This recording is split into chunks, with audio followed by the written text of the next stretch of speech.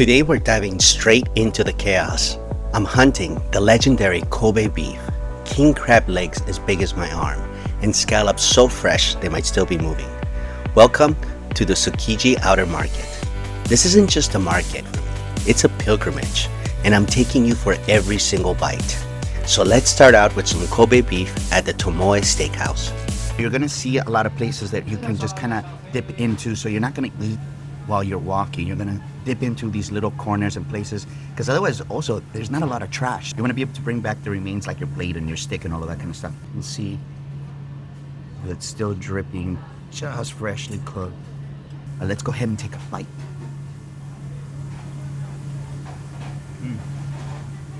Very flavorful, a little bit more raw in the center, but incredibly flavorful. You can taste that it's just seasoned with a little bit of salt.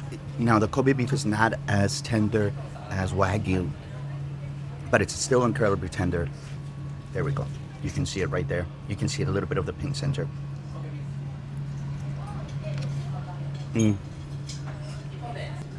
Very, very, very flavorful meat. Now, the skewer set us back a little under $13 US, but we know that Kobe beef is expensive.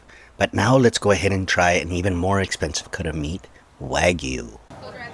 So next up on the list is Wagyu beef. There's little squares of Wagyu beef at this place, one of the little stands. He was actually kind of flambeing the top, so that made it be a lot more pink in the center, which is going to give it a fantastic juicy flavor. And then he just put a little bit of salt and pepper right before he handed it over to us.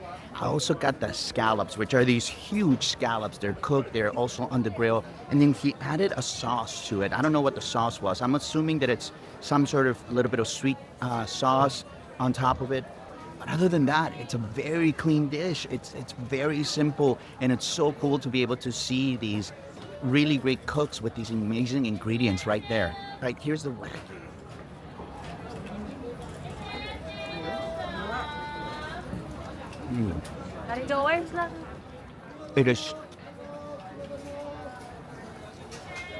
It's like I'm basically eating fat. It is so tender. It breaks up so much in your mouth. And they have different kinds of Wagyu. They have spicy. They have different types, like loin versus brown skewer. And it costs about $22 for this small piece. Now, we know that Wagyu is incredibly expensive, so it is going to be one of the more expensive dishes. Completely and utterly worth it. Okay, now here we're going to try the scallops. Here, oh, I can't show it to you. This is how it is. It's still piping hot. It kind of tastes like a grilled oyster. It's very meaty. It's not like those kind of see-through scallops that you might see that are sashimi. These definitely would need to be cooked. They're large, they're big, they're medium flavor. This skewer cost about $7.5 or so. And the sauce, like I imagine it, so I think it's kind of like a unagi sauce. It's a little bit of sweetness. It's not too sweet though, and it adds a little bit of a more complex flavor to the profile because the scallops themselves are a little bit salty, particularly when they're grilled. I think a little bit of the saltiness comes out. And then they also add the salt on top of it. But very, very good.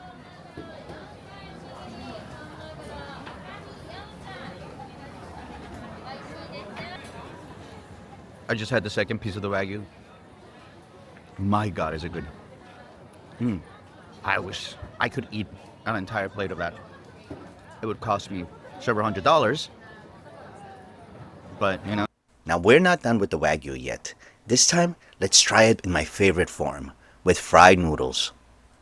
So this is Wagyu Yakisoba. I don't know if you can see the steam coming off of it. I think you can. I can't tell. It took a little bit longer. It took about 20 minutes or so. I mean, if you're going to have yakisoba, you might as well have Wagyu in it.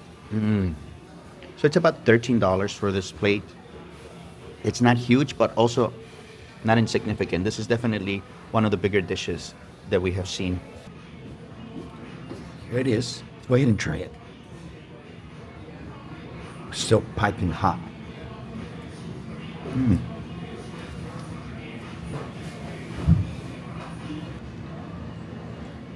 Here's a piece of the Wagyu.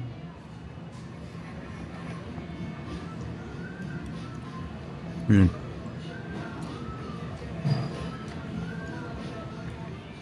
Hmm.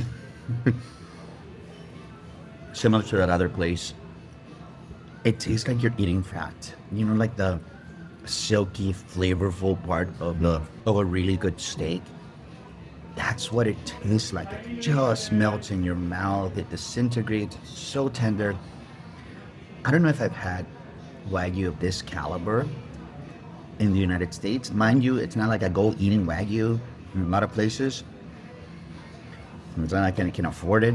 But I mean, I don't know. This is really good. It definitely is the place that you want to come and try it out because you can get small pieces and just be able to taste it without having to pay $300-400 for a steak back in the United States. So for one of our sips, we're trying this matcha iced tea. So matcha is green tea. It's got a very strong flavor. It tastes exactly like what it looks like, but it's also very smooth and velvety. Let me take a taste to see what this tastes like. Very flavorful. We got it with oat milk and with a little bit less sugar, so you get a little bit more of that taste. It's very good. It's very strong. But look at that beautiful green color.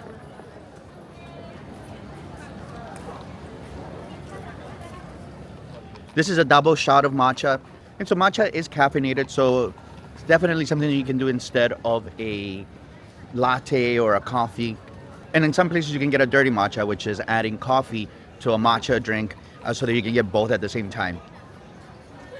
If you like matcha, this is definitely the place to come. It's a little bit on the further back of the fish market. They also have these matcha cookies that are very good. We didn't get a shot of it because we ate it too quickly, and it pairs really well with the drink. So what I believe is going to be my last bite here is going to be the king crab. There are these huge pieces. For this dish, it's about 5,000 yen. King crab tends to be very expensive, so you see it represented in the price of these dishes, but you get a lot of crab for it. It's got a name of king crab for a reason. Let's go ahead and try it. They cook it over on the grill, and then they use the blowtorch on top of it at the same time. There is no butter that I see anywhere. I don't think you need it. I know Americans like to eat it with butter. You're really not going to need anything else for it. Just enjoy the great seafood taste.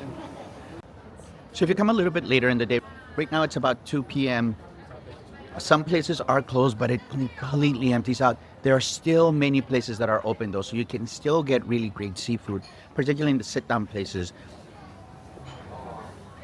But one of the things to note is that most Japanese people don't eat and walk. So you see little signs that say, please eat this food in front of our stand. And then you can hand back the trash of what you just consumed back to the stand and they'll take it because there's not a lot of trash cans either.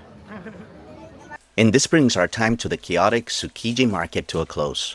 We conquered the legends of Kobe beef, Wagyu Yakisoba, and massive crab legs and washed them down with some amazing matcha. And it wasn't a mistake that we didn't try the sushi. We're headed to the mountains of Hakone next, and we're sure to get our fill of raw seafood there. Until our next mini adventure, I'm Pedro Alberto, signing off.